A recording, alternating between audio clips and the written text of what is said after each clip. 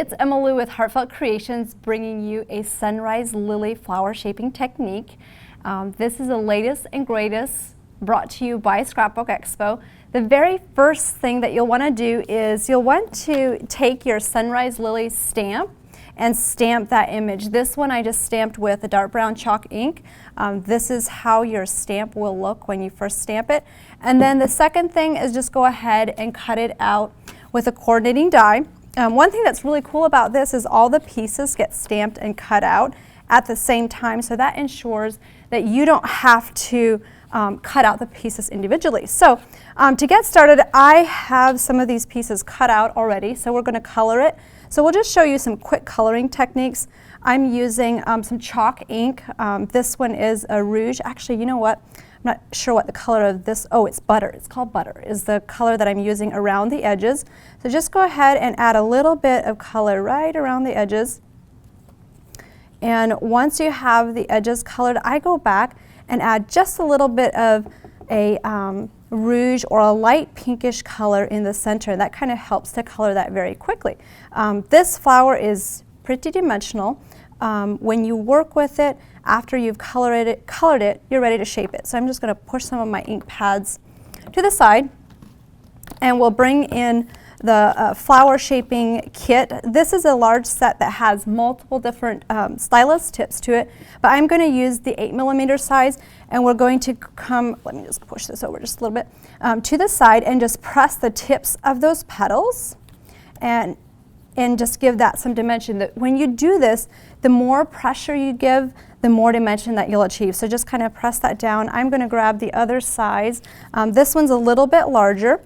So for this one too, just go ahead and just press down on the lily petal tips, just each one. And if it doesn't look like it's super dimensional at this point, that's totally okay.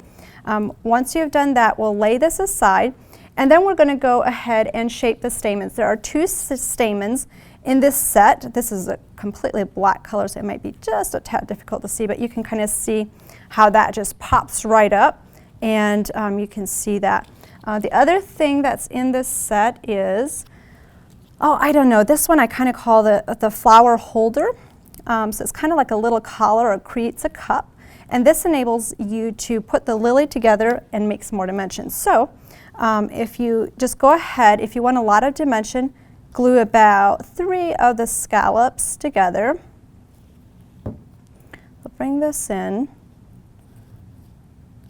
and you've got that flower all together, and we're ready to assemble the flower. So to assemble this, I'll take my dry as clear glue. This has a really fine tip, so it's cool to just add just a little bit of glue on the back, and then we'll press these 2 together.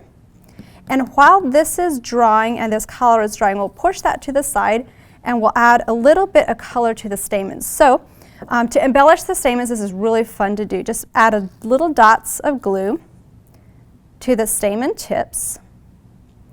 And you don't have to cover each one if you don't want to. However, it just gives a fun, nice texture to those tips. Just a little bit of dots of glue. And then I'm going to go ahead and dip that stamen into the prills. So you can see how that's kind of like a chunky texture, and you can also dip it into the glitter. That makes like for a fun little embellishment for the center of the flower. So we'll lay that aside, and we're ready to add this to the flower. To put the flower together, I'll fill this entire centerpiece with glue. Just make sure there's plenty of glue in there. And then we'll take our flower and the stylus tip. I like to have the stylus pressing down on the mat, and you'll see how that just pops right up. Once that's done, you're ready to add the stamen. So we'll just put a little bit of glue in the center of the stamen there, and we'll pop this into the center. And then you could finish the flower by adding some glitter crystal lacquer into the flower center. Here I added the leaves. So this flower has 2 different sizes, 2 different leaves that you can work with. And I'll just pull this, you can see over here on the die. Actually, I'll bring this in so you can see a little bit up closer. This is the sunrise lily die, and you'll see that here on the back. And then this is the coordinating stamp set. So if you love flower shaping as much as I do, you can visit our website at heartfeltcreations.us. You'll see so many more tips, tutorials that you can create amazing flowers. This tip is brought to you with the latest and greatest by Scrapbook Expo. Thank you so much for watching.